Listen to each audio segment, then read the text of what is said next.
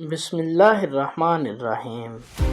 ایک ایسا پانی جسے پینے والا ہمیشہ کے لیے امر ہو جاتا ہے۔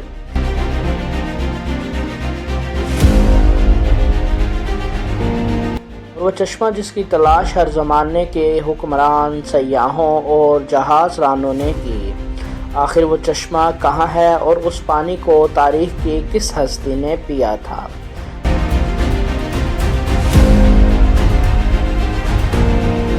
قدیم زمانے سے ہی یہ محققین اور سیاحوں کا یہ ماننا تھا کہ زمین پر کہیں کسی مقام پر ایک ایسا چشمہ بھی موجود ہے جس کے پانی پینے میں سبھی بیماریوں کو ٹھیک کرنے کے ساتھ ساتھ جسم کو امر بنانے کی قوت موجود ہے دوستو، میں ہوں آپ کا میزبان صابر کمال اور آپ دیکھ رہے ہیں بلال اردو سٹوری۔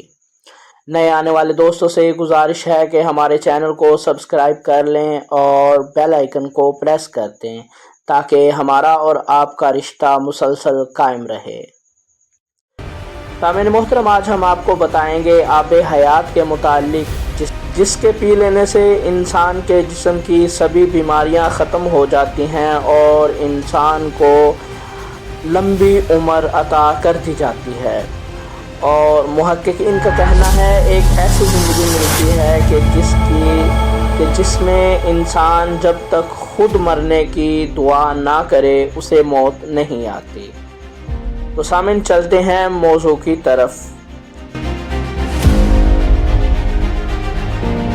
دنیا کے الگ الگ تہذیبوں اور علاقوں میں آب حیات یعنی فاؤنٹین آف یوتھ نامی اس چشمے کا ذکر ملتا ہے۔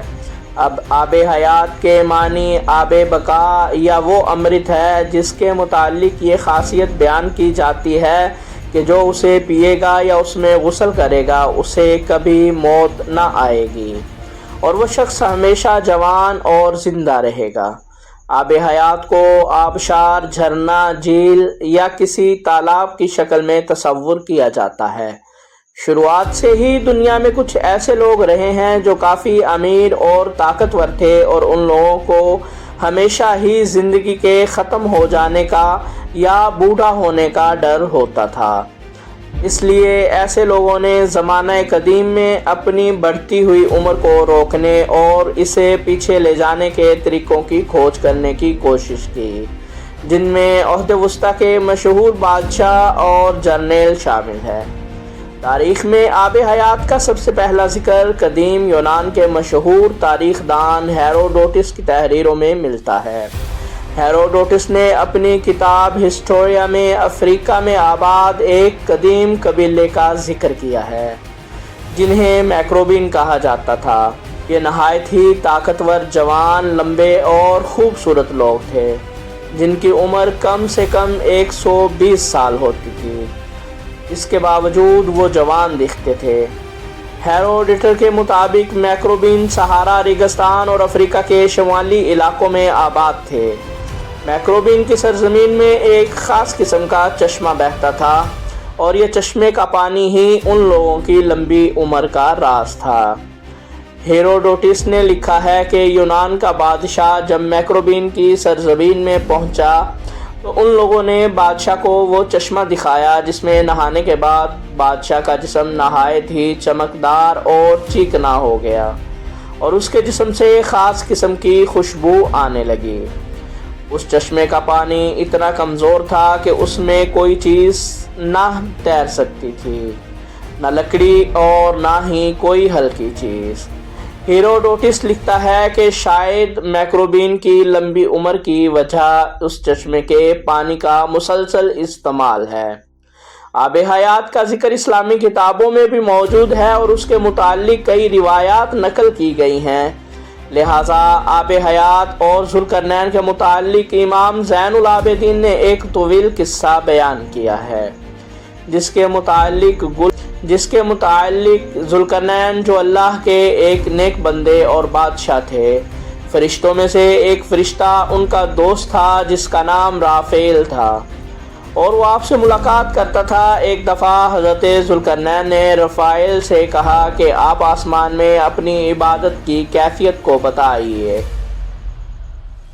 اس پر رافع رو پڑے اور کہا کہ آسمان میں ایسے فرشتے ہیں جو ہمیشہ حالت قیام میں رہتے ہیں، کبھی بیٹھتے نہیں، اور کچھ حالت سجدہ میں رہتے ہیں، جو کبھی سر نہیں اٹھاتے اور کہتے ہیں کہ اے پروردگار، ہم نے تیری عبادت کا حق ادا نہیں کیا۔ خواہش ہے کہ مجھے لمبی عمر ملے تاکہ میں اسے اپنے رب کی اطاعت و عبادت میں لگاؤں۔ اور اس پر رافیل نے کہا کہ اللہ نے ایک چشمہ پیدا کیا ہے جس کا نام آب بقا یا آب حیات ہے۔ جس نے بھی اس چشمے کا پانی پی لیا اسے کبھی موت نہیں آئے گی، یہاں تک کہ وہ خود اللہ سے اپنی موت نہ مانگے۔ ذوالقرنین نے پوچھا کہ کیا آپ اس جگہ کو جانتے ہیں؟ اس نے کہا نہیں، لیکن وہ چشمہ ایسی تاریک اندھیری وادی میں ہے جس پر سے کبھی کسی انسان و جن کا گزر نہیں ہوا ہے۔ چنانچہ ذوالقرنین نے تمام صالحین اور علماء کو اپنے دربار میں جمع کیا اور ان سے آب حیات کے متعلق دریافت کیا۔ تمام لوگوں نے کہا کہ ہمیں ایسے کسی چشمے کے بارے میں علم نہیں ہے، البتہ ایک عالم نے ذوالقرنین سے کہا کہ میں نے آدم کی وصیت میں ان وادیوں کے بارے میں پڑھا ہے اور یہ بھی سنا ہے کہ سام بن نوح کی اولادوں میں سے ایک شخص پیدا ہوگا جو اس چشمے کا پانی پیے گا، اور وہ چشمہ اسی مقام پر ہے۔ لہٰذا حضرت ذوالقرنین نے سامان سفر درست کیا اور چشمے کی تلاش میں نکل پڑے۔ حضرت ذوالقرنین نے اس سفر میں اپنے وزیر کو بھی ساتھ لے لیا تھا جن کا نام حضرت خضر علیہ السلام تھا۔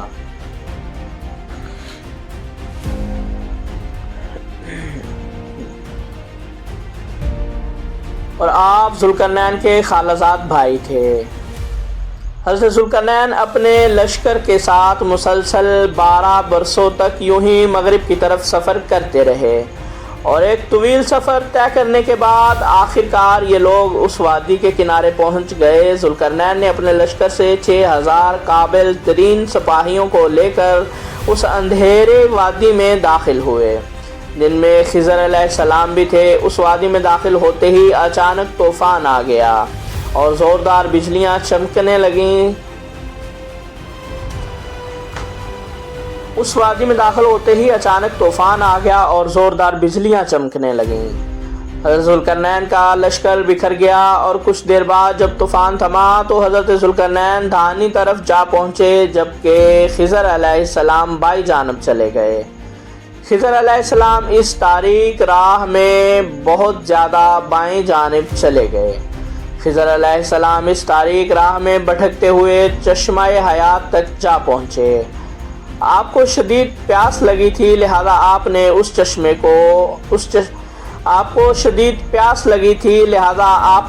چشمے کا پانی پیا، اس میں غسل کیا اور اس پانی سے وضو کیا۔ یہ چشمہ دودھ سے زیادہ سفید اور شہد سے زیادہ میٹھا تھا۔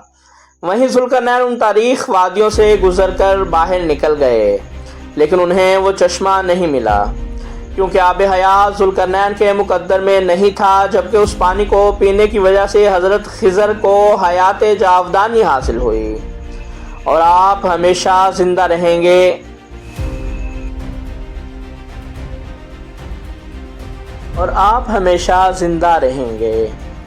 الیگزینڈر رومنس نامی فارسی تصنیف جو دنیا کے سب سے بڑی سلطنت قائم کرنے والا بادشاہ سکندر اعظم کے سفر کے متعلق لکھی گئی ہے۔ الیگزینڈر رومنس نامی فارسی تصنیف جو دنیا کی سب سے بڑی سلطنت قائم کرنے والے بادشاہ سکندر اعظم کے سفر کے متعلق لکھی گئی ہے۔ ان تحریروں میں بھی آب حیات کا ذکر ملتا ہے جس میں بتایا گیا ہے کہ سکندر اعظم اپنے سپاہیوں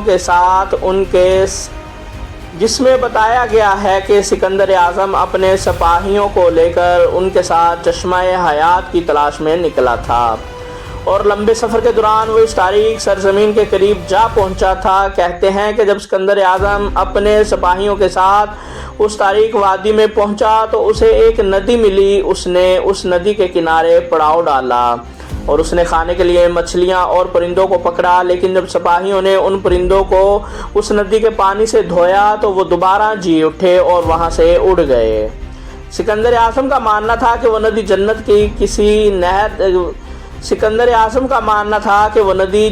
की किसी नदी से बहकर उस ज़मीन पर आ रही है, इसलिए उसमें ज़िंदगी देने की ताकत और कुदरत मौजूद है।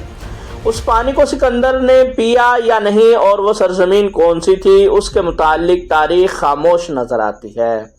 अगर गौर करें तो इसी तरह का वाक़या हज़रत मूसा अलैहिस्सलाम के मुतालिक कुरान मजीद में मौजूद है, जिसमें आब हयात की तरफ इशारा किया गया है। वाक़या कुछ यूँ है कि मूसा अलैहिस्सलाम एक दफ़ा बनी इसराइल में खुतबा दे रहे थे तो एक शख्स ने पूछा कि लोगों में सबसे ज़्यादा इल्म किसके पास है, तो हज़रत मूसा अलैहिस्सलाम ने जवाब दिया कि मेरे पास है। उस पर अल्लाह ने हज़रत मूसा की तरफ वही की कि आपको मेरे बंदों में से एक बंदा 2 दरियाओं के मिलने के मुकाम पर मिलेगा, जिसे मैंने अपने उलूम में से एक इल्म अता किया है जो आपके पास नहीं है।